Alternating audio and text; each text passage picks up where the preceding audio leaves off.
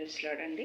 దేవుని యొక్క వాక్యం చెప్పకముందు ఒక్క మాట ప్రార్థించుకుందాం. పరిశుద్ధమైన ప్రేమగల తండ్రి, జీవంగల దేవానికి స్తోత్రాలు, వందనాలు. నాకు ఇచ్చిన కృప, ధన్యత, యోగ్యతను బట్టి, శ్రేష్టమైన నామం, పరిశుద్ధమైన నామం, పవిత్రమైన నామాన్ని బట్టి, ఈ కృపలో నన్ను జ్ఞాపకం చేసుకున్న విధానాన్ని బట్టి నీకే వెళ్ళలేని స్తోత్రాలు, వందనాలు తెలియజేస్తూ యేసే ఘనమైన నామమున ప్రార్థించి వేడుకుంటున్నాం తండ్రి. ఆమేన్. దేవుని యొక్క వాక్యం మరి కొద్దిసేపు ధ్యానించుకుందాము. కొర్నేలు గురించి. మరి దానికన్నా ముందుగా మరి యోబు గ్రంథంలో మొదటి అధ్యాయము మొదటి వచనం జ్ఞాపకం చేసుకుందాము. ఆయన నీతిమంతుడు, న్యాయవంతుడు, యథార్థవంతుడు, చెడుతనాన్ని ఆయన విసర్జించినట్టుగా మనము మరి యోబు గ్రంథము మొదటి అధ్యాయం మొదటి వచనంలో మనము మరి జ్ఞాపకం చేసుకుంటున్నాము. మరి దేవుడు ఆ కుటుంబాన్ని ఎంతగానో మరి ఆశీర్వదించినట్టుగా మరి యోబు గ్రంథంలో మనం గమనిస్తున్నాం. అదేవిధంగా కొర్నేలు భక్తుని గురించి మనం జ్ఞాపకం చేసుకుందాము. మరి కొర్నేలు ఇటలీ పటాలము అనబడిన పటాలంలో మరి ఆ పట్టణంలో ఆయన పెద్ద పట్టణం అది. అక్కడ మరి కైసరియా ప్రాంతంలో ఉండేవాడు. కైసరియా ప్రాంతానికి 100 కిలోమీటర్ల దూరంలో ఉండేవాడు.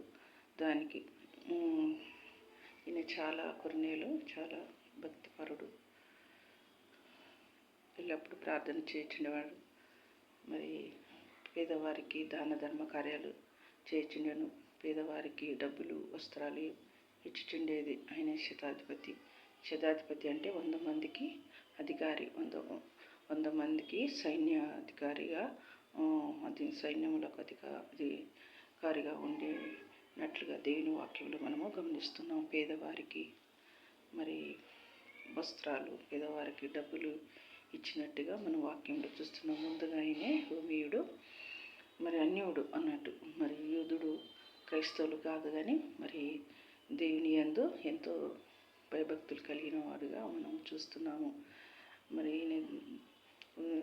దేవుని వాక్యం చూసినట్లయితే శతాధిపతులు, ఈ వాక్యంలో 7 శతాధిపతులు ఉన్నారు. ఒకటి మరి లూకాలో, మార్కు, మత్తయిలో, మరి అపొస్తలుల కార్యము 10వ అధ్యాయంలో మనము కొర్నేలుగా మనము గమనిస్తున్నామండి.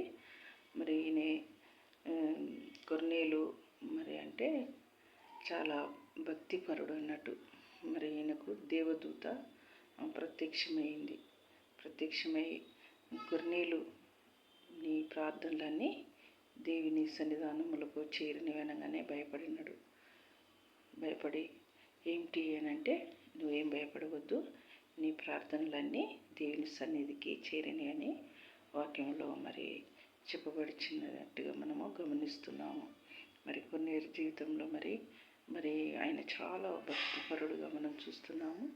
ఆయనే కాదు, తన కుటుంబం అంతా మరి రక్షింపబడినట్టుగా మనము చూస్తున్నాము. మరి దేవుని యందు భయభక్తులు అంటే దేవుని యందు భయం లేకుండా ఉంటే అది పాపం. మరి ఆయన దేవుని యందు ఎంతో భక్తితో ఉన్నట్టుగా మరి వాక్యంలో గమనిస్తున్నాం. భక్తి అంటే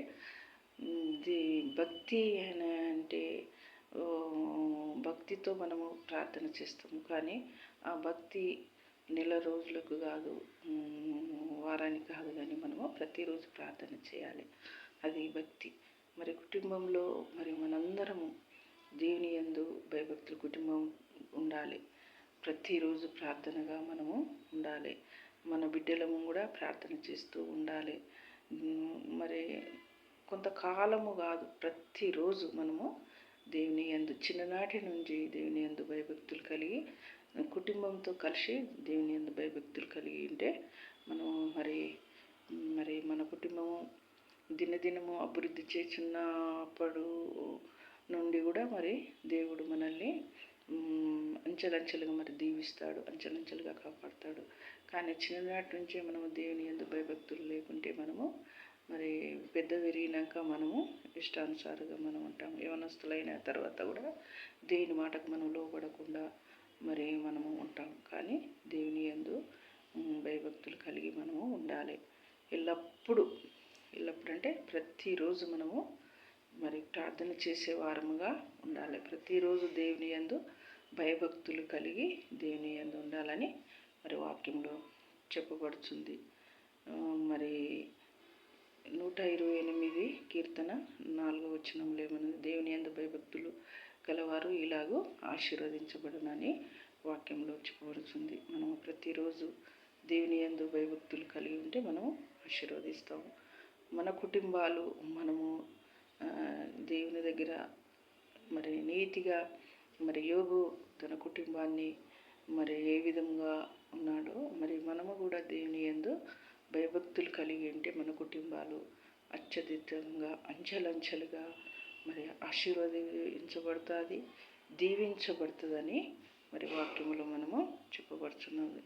మరి కొన్నేళ్ళు లాంటి జీవితం మనము కలిగి ఉండాలి. కొన్నేళ్ళు లాంటి భక్తి జీవితం మనము ఎల్లప్పుడూ కూడా కలిగి ఉండాలి.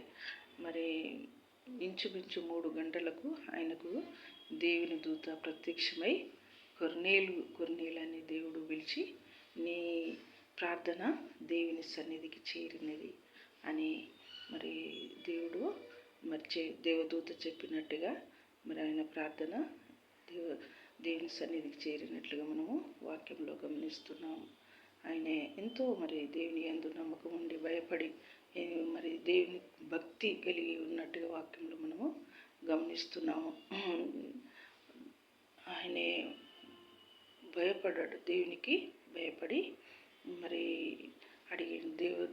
దేవదూత అడిగినప్పుడు, నీ ప్రార్థన నువ్వు భయపడవద్దు, దేవుని సన్నిధికి చేరినది అని వాక్యంలో చెప్పబడుతుంది. మరి మనము కూడా ఎల్లప్పుడూ దేవుని యందు భయభక్తులు కలిగి మరి దేవునికి ప్రార్థన చేసినట్టుగా మనము ఉండాలని మరి వాక్యంలో చెప్పబడుతుంది. మరి పేతురు కొర్నేలు పాదముల మీద పడి నమస్కారం చేసిండు. నమస్కారం చేసినప్పుడు ఈ కొర్నేలు ఏమంటున్నాడు, నేను నరుడనే నిలువుము, లేచి నిలువుము అని మరి చెప్పబడిచినట్టు మరి ఆయన పాదం మీద పడి పేతురు మరి నేను కూడా నరుడనే అని వాక్యంలో చెప్పబడుచున్నది. మరి అదే అపోస్తల కార్యం 10వ అధ్యాయంలో మరి చెప్పబడుతుంది. కానీ మరి కొన్నేళ్ళు అయితే మరి దేవుని యందు ఎంతో నమ్మకంగా, విశ్వాసంగా దేవుని సన్నిధికి ఆయన ప్రార్థనలు, విజ్ఞాపనలన్నీ దేవుని సన్నిధికి చేరినట్టుగా మనము వాక్యంలో గమనిస్తున్నాం. మరి దేవునికి వందనాలు. ఈ కొద్ది మాటలు దేవుడు దీవించును.